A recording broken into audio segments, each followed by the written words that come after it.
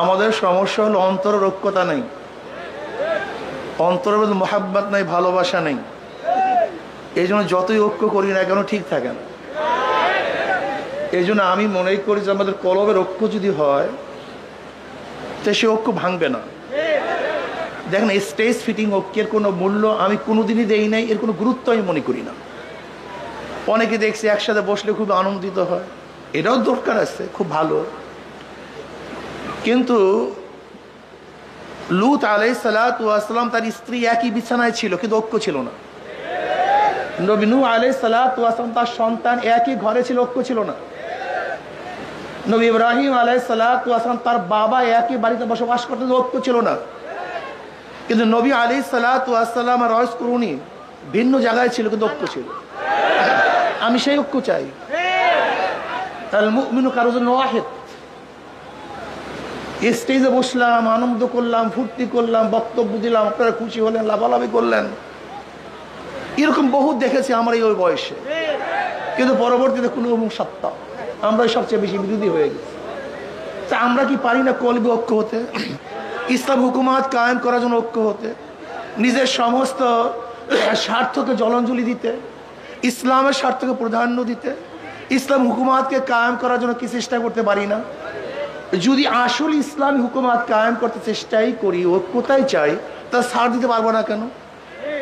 কেন ছাড় দিতে পারবো না? এই প্রশ্নের জবাব দেন। যদি ইসলামী হুকুমতই চাই, তাহলে আমি কেন ছাড় দিতে পারবো না? আমি এই স্টেজে বললাম, ইসলামী আন্দোলন বাংলাদেশ কোনো ভুল যদি থাকে আপনার ওলামায়ে কেরাম ধরিয়ে দিবেন। যদি মনে করেন এইটা বাদ দিতে হবে, সেইটা বাদ দিতে হবে, সেইটা বাদ দিতে হবে, বাদ দেবো। ঐক্য চাই, স্থায়ী ঐক্য চাই, বুনিয়ানুম মারসুসের ঐক্য চাই।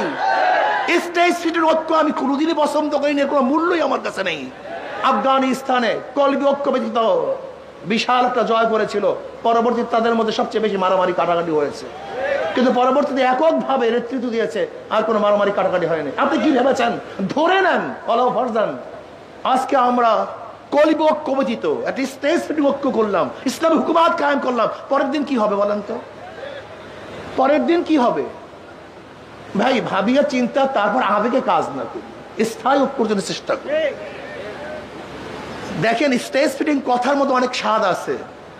ডায়াবেটিস রোগীর জন্য মিষ্টির মধ্যে বহু স্বাদ আছে, কিন্তু ভবিষ্যৎ কিন্তু ভালো না। তো স্টেজ ফিটিং ঐক্যের মধ্যে অনেক স্বাদ আছে, কিন্তু ভবিষ্যৎ আমি ভালো দেখি না। এটা প্রয়োজন নয় তা বলছি না, কিছু মনে করেন না। আজকে যারা আসছে আমি কমপক্ষে অনুরোধ করব, এই মাঠে এখানে আমরা ঐক্য হই, যে আমরা যত কিছু হোক না কেন এখানে যারা আছে এরা বিচ্ছিন্ন হব না।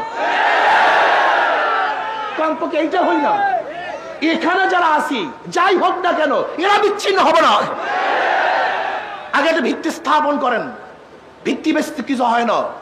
আহলে হক আগে ঐক্য হন। যদি আপনারা ঐক্যবদ্ধ হতে পারেন, তাহলে আপনাদের কাছে এমন সুযোগ আছে, আপনারা যা ইচ্ছা তাই করতে পারবেন। কি কয় যে আমাদেরকে বাদ দিয়ে কেউ কিছু করতে পারবে না। আমি বলি আমরা ইসলাম হুকুমাত কায়েম করব, ওদেরকে আমাদের গোলাম বানিয়ে রাখবো। আমাদেরকে বাদ দিয়ে মানে কি আমরাই ক্ষমতায় যাব? ক্ষমতায় যাব আমরা, আর বাইরে যাবে কে? 92% মুসলমানদের দেশে ওলামায়ে কেরাম ক্ষমতায় যাবে, এটাই যৌক্তিক। ক্ষমতায় না যাওয়াটা অযৌক্তিক। কাজে আপনারা ঠিক থাকেন, এখানে যারা আসেন ঐক্য হন। আমি চ্যালেঞ্জ দিলাম, ইনশাআল্লাহ ইসলাম হুকুমাত কায়েম হবে, এদেশে কলেমার পথে উড্ডয়ন হবে। আল্লাহ আমাকে আমাদের সবাইকে কলবে ঐক্য হওয়ার তৌফিক দান করেন।